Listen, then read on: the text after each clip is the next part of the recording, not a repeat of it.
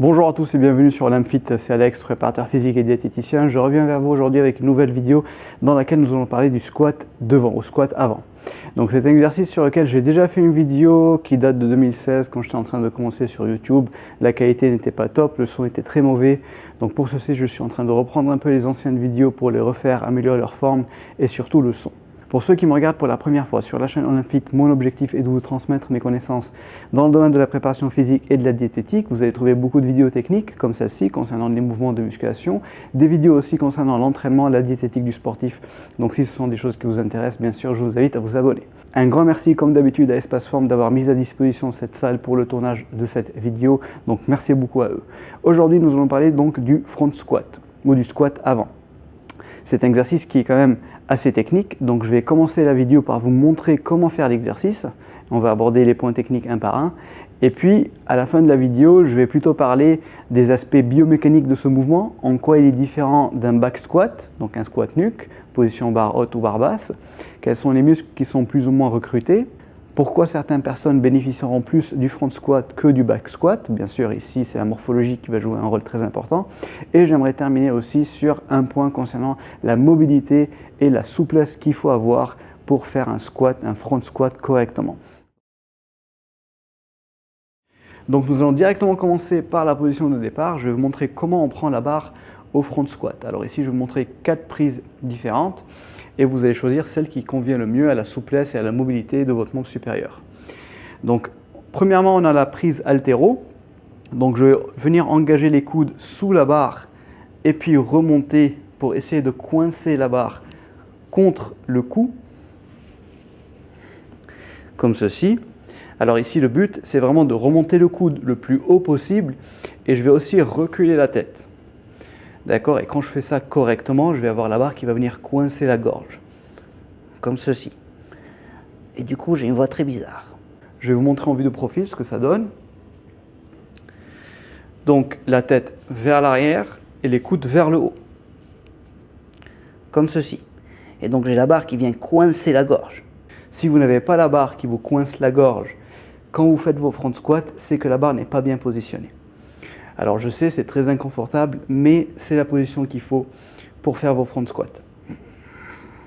La deuxième solution, si vous ne pouvez pas vous placer en prise haltéro, c'est de vous placer comme ceci, donc avec les bras loin vers l'avant et vers le haut. Et dans cette position, je vais aussi venir engager les bras le plus haut possible, rétracter la tête vers l'arrière et venir coincer la barre contre la gorge, comme ceci. Donc toujours la barre contre la gorge. La troisième solution, ça va être de venir croiser les mains et encore une fois de remonter le coude le plus haut possible pour venir coincer la barre contre la gorge en reculant la tête. Et en vue de profil, ça va donner ceci. Alors bien sûr, je reste bien gainé pendant tous ces mouvements parce que le fait de rétracter la tête et de faire une extension du rachis thoracique, si je ne suis pas bien gainé, ça va aussi me forcer à faire une hyperlordose lombaire et à cambrer le dos. Donc je reste bien gainé, c'est vraiment une extension du rachis thoracique avec la tête vers l'arrière et les coudes vers le haut. Et la quatrième possibilité, ça va être de venir utiliser des sangles que vous allez accrocher comme ceci. Et ici, vous pouvez utiliser n'importe quelle sangle, donc soit des sangles latéraux, soit vous faites comme moi, vous prenez une ceinture de judo que vous coupez en deux. Et donc ici, je vais prendre les sangles comme ceci. J'engage les coudes sous la barre comme d'habitude. Je viens coller la barre au niveau de la gorge, les coudes vers le haut. Et ici, je suis en train de tirer sur les sangles. Et je me place donc avec la barre qui va aussi venir coincer la gorge, comme ceci. Alors une fois que vous avez pris la barre, maintenant le but, ça va être de placer les pieds. Alors ici, il n'y a pas de règle qui s'applique à tous. Le but, c'est de trouver un écart de pied qui vous permet de faire des squats complets tout en étant le plus confortable possible, c'est-à-dire sans sensation de pincement au niveau de la hanche. Donc ce que je vous conseille, c'est de commencer avec un écart qui est à peu près équivalent à la largeur de vos épaules, d'expérimenter avec, et puis de prendre un peu plus serré, largeur bassin, d'expérimenter avec aussi, et de prendre un peu plus large. Et comme ça, vous allez pouvoir expérimenter avec plusieurs écarts possibles et trouver celui qui vous convient, celui qui vous permet de descendre en squat complet, sans sensation de pincement au niveau de la hanche et du coup qui vous permet de faire vos squats de la façon la plus confortable possible. Concernant la direction des pointes de pied, donc c'est une question qui revient aussi très souvent. Et ici, ce que je vous conseille, c'est de garder la pointe des pieds dans l'alignement de votre fémur. Donc il faut que les orteils regardent dans la même direction que le genou. Donc si vous avez les genoux qui partent vers l'extérieur, il faut aussi que les orteils partent vers l'extérieur. Et si vous avez les genoux qui pointent vers l'avant, il faut aussi que les orteils pointent vers l'avant. Donc une fois qu'on est placé, on va commencer à faire le mouvement. Alors ici, vous allez remarquer que j'ai des poids sous les talons. Et c'est ce que je vous conseille de faire aussi, parce que sur le front squat, on a besoin d'une très grande mobilité de la cheville. Donc soit vous avez des chaussures d'haltéro et vous les utilisez, soit vous n'avez pas de chaussures d'haltéro comme moi. Et dans ce cas-là, vous allez mettre des poids à plat que vous allez mettre sous les talons pour optimiser la mobilité de la cheville qui est indispensable pour le front squat. Alors bien sûr, à la fin de la vidéo, je parlerai un peu plus de ces points techniques concernant la mobilité et la biomécanique du mouvement. Alors, donc je suis bien placé. Alors pour la démonstration de cette vidéo, je ne vais pas venir écraser la barre contre la gorge, parce que sinon ça va faire une voix bizarre et je ne vais pas pouvoir vous expliquer. Donc je vais laisser les coudes un tout petit peu vers le bas, mais normalement j'ai bien les coudes vers le haut et la barre qui écrase la gorge. Donc à partir de la position de départ, je vais initier le mouvement avec les genoux qui vont partir en avant. Donc les genoux partent en avant, comme ceci. Et je vais essayer de garder le dos le plus droit possible à la verticale. Alors bien sûr, il va pencher un peu en avant et c'est normal, mais dans mon esprit, je veux essayer de le garder le plus droit possible. Les genoux vers l'avant, le dos le plus droit possible, je descends en position de full squat. Et pour remonter, je vais initier le mouvement et je vais le guider avec les coudes et la poitrine. Donc coude vers le haut, poitrine vers le haut et je remonte. On reprend. Les genoux vers l'avant, le dos bien droit, je guide avec les coudes et je pousse. Les genoux en avant, le dos bien droit, je guide avec les coudes et je pousse.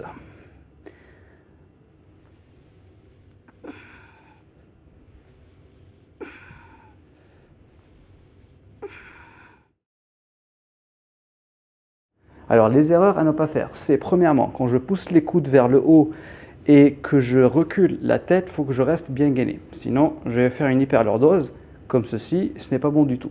Donc je reste bien gainé, je place le bassin, et c'est vraiment une extension thoracique qu'il faut que je fasse.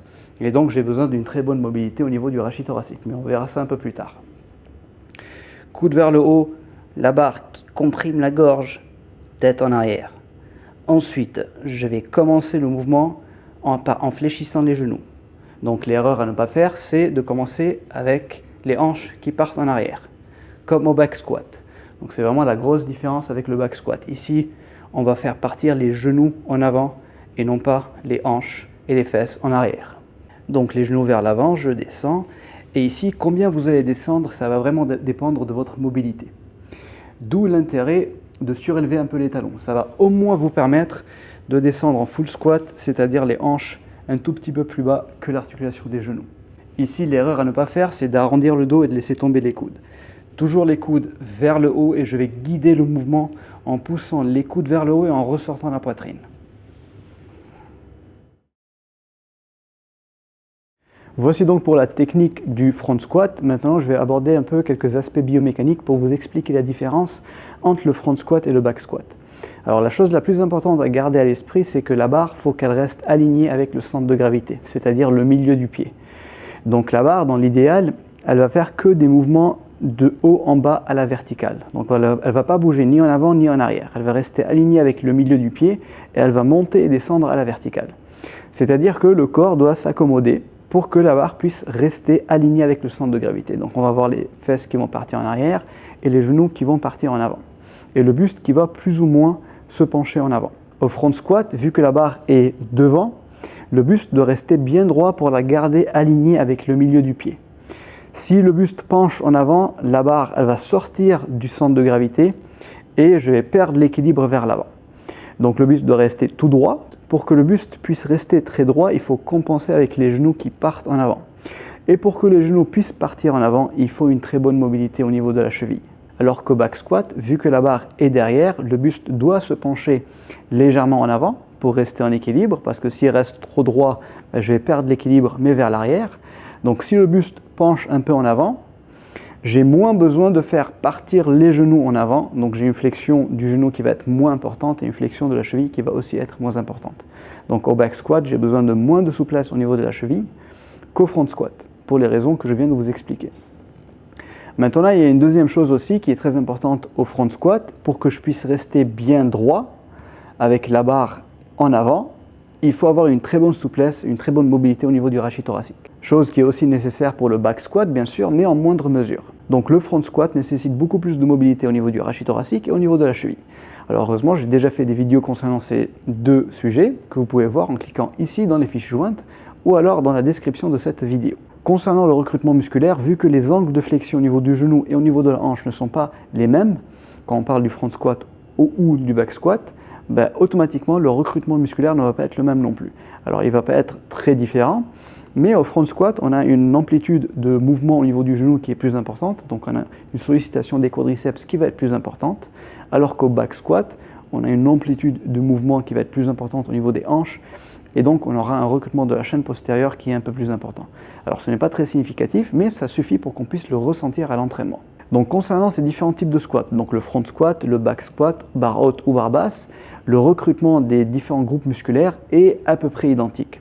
Il n'y a pas beaucoup de différence, même si, comme je viens de l'expliquer, au front squat, on a un peu plus de travail au niveau des quadriceps. Mais ce qui est flagrant, et à mon avis, c'est vraiment la différence entre le front squat et le back squat, c'est le travail au niveau des érecteurs du rachis, donc au niveau des dorsaux, des muscles lombaires, entre guillemets, qui n'existent pas, bien sûr, comme je vous l'ai déjà expliqué. C'est ce qu'on appelle les érecteurs du rachis, ce sont des muscles qui vont venir s'insérer au niveau du bassin et qui remontent jusqu'à la base du crâne.